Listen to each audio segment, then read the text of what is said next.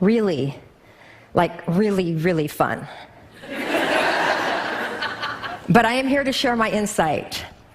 Winning does not always equal success. All across America and around the world. Valorie Kondos Field, former UCLA gymnastics head coach, whose December 2019 TED Talk on success has more than 2 million views. Affectionately referred to as Miss Val by her team, her kindness over cutthroat style led them to 7 national championships, and she is a 4-time National Coach of the Year. And Miss Val is a cancer survivor and author of Life is Short, Don't Wait to Dance. I love that. Retired since last year. She's using her success principles during this pandemic, and she's here to give us a little pep talk this morning. Nice to have you with us, Miss Val. Thank you so much. All right, so success and winning, not the usual definition that we kind of know. You kind of define it differently.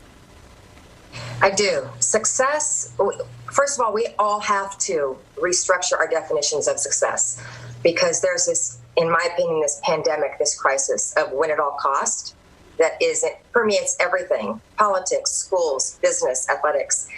And what is happening is that we're ending up with our children are so stressed out, and it's on us. It's on the pressures that they have. So we have got to redefine success for them and for ourselves. So how do we do that, Miss Val? Like, what do you suggest? Oh, you ask me like I'm this guru.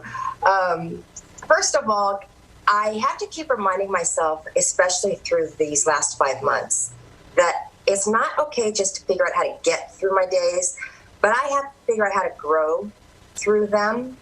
And it's okay.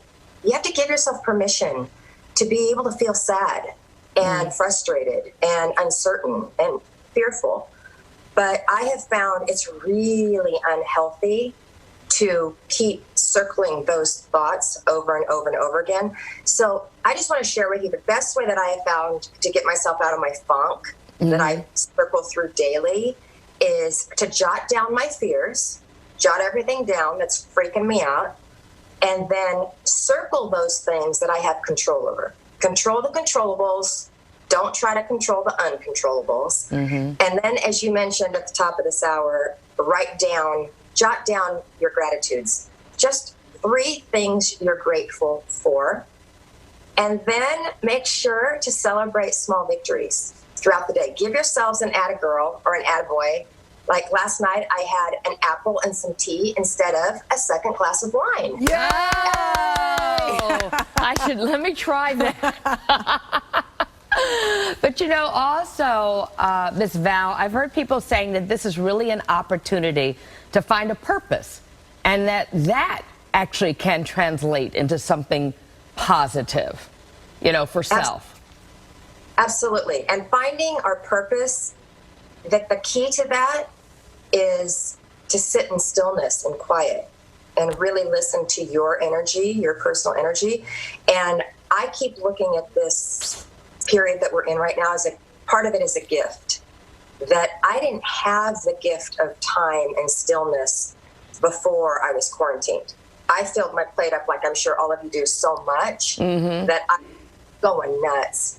But in order to find a purpose, I would love to suggest 2 things to all of you, especially those of you that have children. One of them is there's a lot of power in vision boards. And you don't have to go to the store and come back with all these fancy things to make a vision board. You can just take a sticky and make a picture of a healthy food, or put exercise up there, or put things that you want to remind yourself about, kindness or gratitude. And you can just stick those stickies all over the place. We've done this with our team every year at UCLA, and vision boards have proven to be so powerful.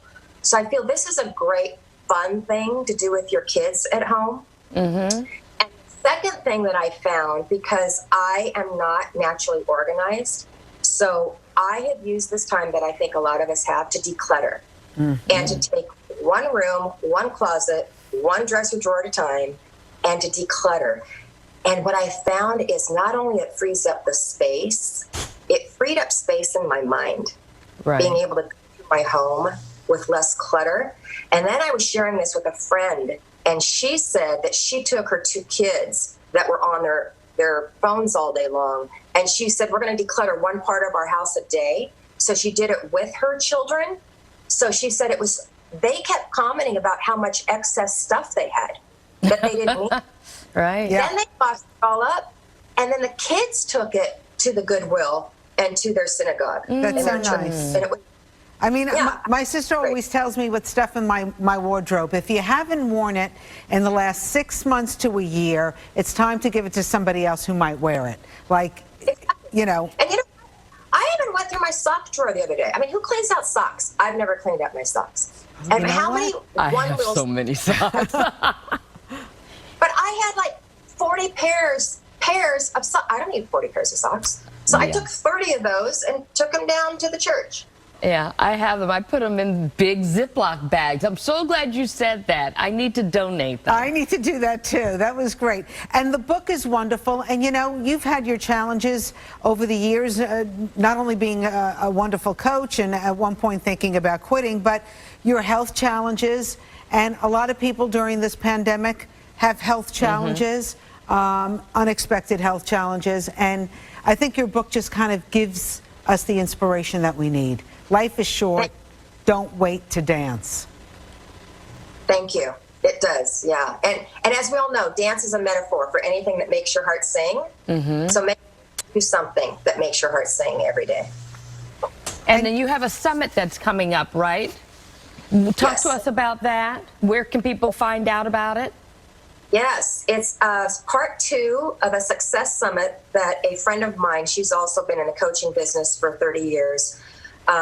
It will be, you can find it on my Instagram, official, what's my Instagram? Miss Val Kondos. Success Summit, yeah. Miss On your Val Instagram. Okay.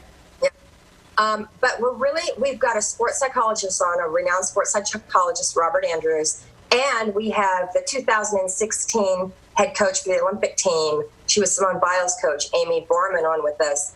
And we're going to talk about the impacts of emotional and mental abuse on children, and how just through compassion communication, you can connect with kids.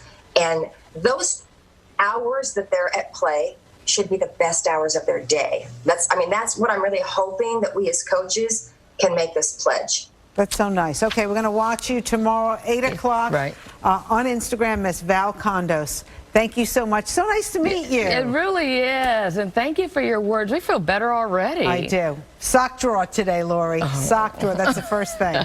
Thank you, Val. Thank you. All right.